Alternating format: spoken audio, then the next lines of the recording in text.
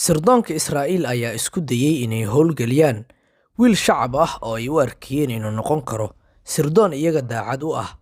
Waxa uusan noqday basaas laba kaara ah oo iyaga jabsaday xogtooda, bannaankana keenay faylal sir ah oo ay ku jiraan xogta malaayiin dad ah. Ka waran haddii aan ku dhaho wiil dhalinyaro Masari ah ayaa gudaha u galay sistamyada kaydadka xogaha sirta ah ee hay'adda sirdoonka Mossad, hay'ad lagu tiriyo inay ka mid tahay hay-adaha ugu awoodda badan kuwa sirdoonnada caalamka. Sheekadani ma ahan mala awaal, mana ahan qiso filim laga sameeyey. Waa sheeko dhab ah oo salka ku haysa dhacdooyin run ah, xilli Israa'iil ay ku faraxsanayd kuna faanaysay howlgalkii ay ugu magacdartay fardaha tirowga, howlgal ay u arkaysay khiyaano sirdoon oo caqli badan. Waxaase jiray xaqiiqooyin ka sii yaab badan oo aysan iyagu dareemin. Ninkani dhab ahaan waxa uu ku dhex jiray nidaamkooda sannado ka hor, isaga oo si aamusnaan ah uga dhex shaqaysanayay gudaha sistamyadooda, bannaankana keenay hay-adda sirdoonka Mossad. Inta Israa'iil u maleynaysay inay iyadu tahay midda khiyaanada hogaaminaysa, waxaa jiray qof kale oo hore ugu dhex jiray nidaamkooda, kana waday howlgal aan inaba caadi ahayn.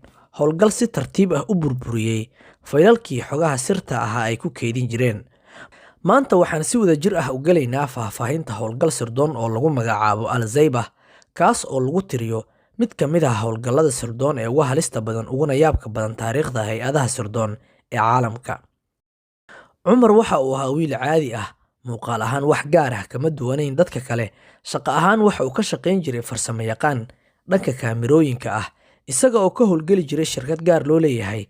Shirkaddaas waxaa lahaa nin hore uga tirsanaa booliiska dalka Masar, arrintaas oo mar walba keentay Cumar si dhow inuu ula xiriiro shaqooyin u baahan feejignaan, kalsooni iyo xirfad farsamo oo sarreysa. Xirfad markii dambe door weyn ka ciyaari doonta sheekada aan maanta ka hadlayno, maadaama shirkaddaas kaamirooyinka iyo shirkadaha ammaanku ay mar walba u baahan yihiin oggolaanshooyin gaar ah sababo la xiriira khibrad, tababar iyo kalsooni. Cumar Taaha waxa uu nasiib u yeeshay inuu buuxiyo dhammaan shuruudahaas. Waxa uu ahaa qofka qalin jabiyey machadka istiraatiijiyadeed ee Laslek, isla markaana leh waayo aragnimo sare oo dhinaca farsamada ah. Taas awgeed wuxuu si rasmi ah uga shaqayn jiray farsamo yaqaannimada dhanka kaamirooyinka, shaqo u baahan feejignaan, sir ilaalin iyo xirfad gaar ah.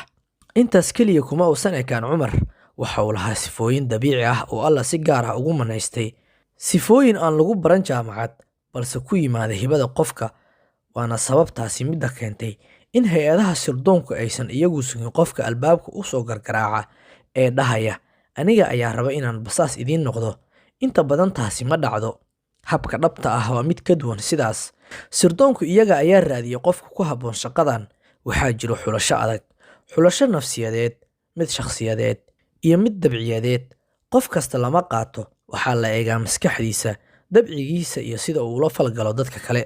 Cumar Taaha waxa uu ka mid ahaa dadkaasi la xushay. Waxa uu ahaa qof kaftan badan, la qabsan kara dadka oo aan culays ku keenaynin qofka la jooga, xaraga hadalka, deganaanta iyo awood uu Alla dabiici u siiyey oo uu dhex milmi karo dadka kale. Taasina waa mid ka mid ah waxyaabaha ugu muhiimsan ee sirdoonku ay ku raadiyaan qofka ay indhaha ku hayaan. Ma ahayn oo keliya qof kaftan badan lana qabsan kara dadka kale.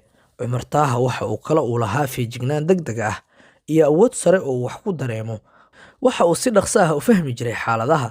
Waxa uu lahaa adkaysi iyo go'aan adag oo aan caadi ahayn. Sidaa darteed waxaa lagu tilmaami karay qof si sahlan ula qabsan kara qalbiyada dadka kale. Arrintani waa shardi aasaasi ah qof kasta oo sirdoonka u shaqaynaya loogana baahan yahay. Haddii basaas ama wakiil sirdoon uu noqdo qof qalafsan, wejigiisuna mar walba uu adag yahay, cid ku kalsoonaan karta ma jirto.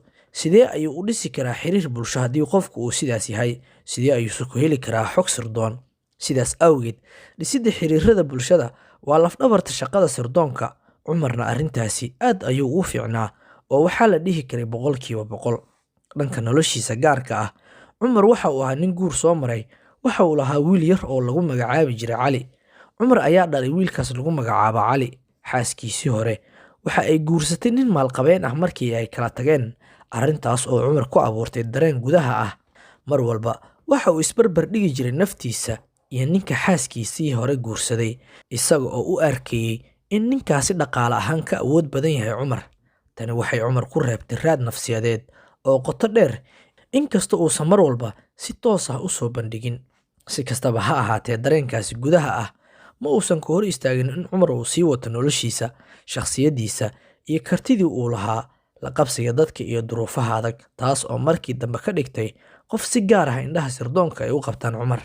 Maadaama Cumar Taaha uu ahaa qof xirfadiisa si weyn ugu fiicnaa, marar badan waxaa loo diri jiray goobaha dowladeed ee aadka xasaasiga u ah iyo xarumo amni oo muhiim ah, sababtoo ah isaga ayaa rakibi jiray kaamirooyinka kormeerka. Taas waxa ay ka dhigtay qof si joogto ah u gala meelo aan qof walba uusan geli karin. Sidaas darteed, halkan waxaan idinku baray oo aan idin iftiimiyey sidee ayuu u ekaa Cumar, shakhsiyaddiisa, qaabka ay ahayd iyo dabcigiisaba. Haddaba waxaan u gudbaynaa qof kale oo muhiim ah oo sheekada ku jira, kaas oo lagu magacaabo Saalim al-Xuseyni. Haddaba kumuu ahaa Saalim al-Xuseyni? Saalim waxa uu ahaa wiilkii qalin jabiyey kulliyadda shareecada xeerka, balse noloshiisa gudaha Masar waxa uu la daalaa-dhacayay dhibaatooyin badan. Waxa uu galay muranno iyo dacwado kala duwan, waxaa lagu lahaa deyman badan, lacaga ayuu dad badan ka deynsaday, dhibaato kastana waa ay ka daba imaatay. Ugu dambeyn, cadaadiskaas oo dhan awgiis, Saalim waxa uu go'aansaday inuu ka tago dalka Masar, isagoo u safreeyay qaaradda Yurub. Halkaas ayuu ku muujiyey wejigiisa ugu sarreeya ee khiyaanada aan maanta soo bandhigayno, khiyaano aan la qiyaasi karin. Isagoo aan cidna ku qasbin ayuu si toos ah ula xiriiray hay'adda Mossad. Waxa uu sheegay inuu isagu doonayo inuu noqdo wakiil basaas oo iyaga ka mid ah. Markii la weydiiyey waxyaabaha uu qaban karo, wuxuu si cad u sheegay inuu awood u leeyahay inuu shaqaalaysiin karo dad kale, isla markaana uu dhisi karo shabakad basaasnimo oo buuxda. Sheekadan aan idiin sheegayo waan idiin soo koobayaa si guud. Mossad marnaba qof iskama qaadato. Saalim si fudud looma dhex geli karin nidaamkooda. Waxa uu soo maray imtixaano adag, baaritaanno qoto dheer, iyo tijaabooyin lagu hubinayo heerka khiyaanadiisa iyo inta uu neceb yahay dalkiisa, iyo sidoo kale inuu dhab ahaan diyaar u yahay inuu ka shaqeeyo wax kasta oo ka dhan ah Masar. Markii la hubiyey arrimahaas oo dhan, ayaa Saalim al-Xuseyni si rasmi ah loo doortay. Waxa uuna bilaabay howshiisa. Xilligaas waxa uu ku sugnaa mid ka mid ah waddamada Yurub, gaar ahaan waddanka Giriigga.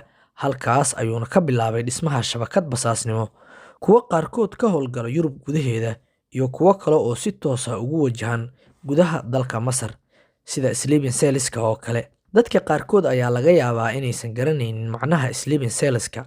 Waxaa loola jeedaa Sleeping Cells shakhsiyaad si buuxda loo tababaray, looguna diyaariyey howlgal sirdoon, balse aan si joogto ah u fulin basaasnimo ama howlgal muuqda oo sirdoon. Ma ahan wakiillo firfircoon oo mar kasta xog ururiya ama mar kasta shaqeeya. Waa dad nolol caadi ah ku nool, kuna dhex jira bulshada. Qofka noocani ah wuxuu ku noolaan karaa meel kasta oo bulshada dhexdeeda ah, isagoo qof caadi ah iska dhigaya oo aan la dareemin.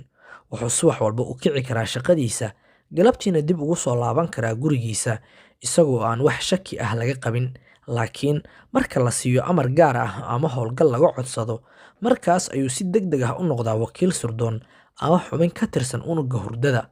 Sidaas darteed ayaana Ingiriis ahaan loogu magacaabaa unugga hurdada ee Sleeping Cells. Haddaba, hay'adda sirdoonka Masar arrintan si dhab ah ayay ula socotay tan iyo bilowgii al-Xuseyni, waxayna si fiican ula socdeen inuu yahay maskaxda ka dambeysa dhismaha shabakad basaasnimo. Waxay ogaadeen in Saalim uu abaabulayo wakiillo iyo basaasayaalna uu ka dhex sameynayo gudaha Yurub. Intaas waxaa dheer, basaasayaasha iyo wakiillada uu Saalim dhisay gudaha Yurub ma aysan ahayn dad hal meel ka howlgeli jiray oo keliya, haystana sharci deganaansho joogto ah. Qaar ka mid ah dadkaasi waxay ahaayeen dad ku kala nool dalal kala duwan. Qaarkood si caadi ah ayay ugu dhex jireen bulshooyinka ay ku dhex noolaayeen, taas oo ka dhigtay shabakadahani kuwo aad u adag oo ay adag tahay in dadka laga dhex karto. Balse kama aysan qarsoomin indhaha hay'adda sirdoonka Masar. Dhinaca kale, shabakadahaas basaasnimo waxay si gaar ah u beegsanayeen dadka ku nool Yurub, kuwa leh deganaanshaha sharciga ah iyo kuwa xataa aan sharci lahayn. Xaqiiqdu waxa ay tahay in qofka sida sharci darrada ah ugu nool Yurub uusan weligiis dareemin deganaan, mana lahan waraaq ama mushaar sugan oo uu heli karo. Mustaqbalkiisu waa mid mugdi ah qofka aan sharciga haysan. Sidaas darteed, qofkaasi waxa uu ku nool yahay nolol cabsi iyo walbahaar joogto ah. Mar walbana waxa uu raadiyaa oo uu door bidaa wax kasta oo uu ku dabari kara naftiisa, xataa haddii ay noqoto fursad khatar ah oo halis gelin karta nafsadiisa. Halkaas ayay shabakadaha basaasiintu ka helaan fursado. Dadka noocaas ah waa kuwa tabarta yar ee cadaadiska ku jira. Si sahlan ayaana loo dabi karaa oo loogu ridi karaa dabinka shirqool. loona marin habaabin karaa. Taas ayayna ahayd istiraatiijiyadii ay adeegsanayeen hay-adaha basaasiinta ah. Laakiin sirdoonka Masar arrintan indhaha kama aysan qabsan. Markii ay Egypt General Intelligence Service ay si buuxda u ogaadeen, ayay diiwaan geliyeen dhammaan dhaqdhaqaaqyada basaasiinta socda, waxaana la soo saaray qorshe ka jawaabaya khatartaas. Hawshaas waxaa loo xirsaaray sargaar sirdoon oo Masri ah oo lagu magacaabo Khalid Sabri Abu Alam. Haddaba saaxiib, halkaas ayaan ku ekeynayaa qaybtii koowaad basaaskii laba kaaraha ahaa ee u shaqaynayay Masar iyo sidoo kale Israa'iil. Haddaba qaybta xigta ayaa ah qaybta kasii xiisaha badan qaybta koowaad, waana qaybta aan dhihi karo wax badan ayaad ka faa'iidaysaan saaxiibayaal. Ee ila socda muuqaalkan, waxaan soo gelinayaa maalinka aan muuqaalkan soo geliya, maalinka xiga hadduu Ilaahay naf nagu gaarsiiyo. Sanad wanaagsan, sanad cusub ayaan idin leeyahay dhammaantiin. Ilaahay sanadkan sanadkiisa gale cimri iyo caafimaad ha nagu gaarsiiyo saaxiibayaal dhammaantiin. Haddii ay tahay soo booqashadaadii koowaad ee channelkeena Xalana Media saaxiib, nagu soo biir oo ka mid noqo saaxiibada sida degdega ah ku hela barnaamijyada xiisaha badan ee aan halkan ku baahiyo. Ku mahadsanid.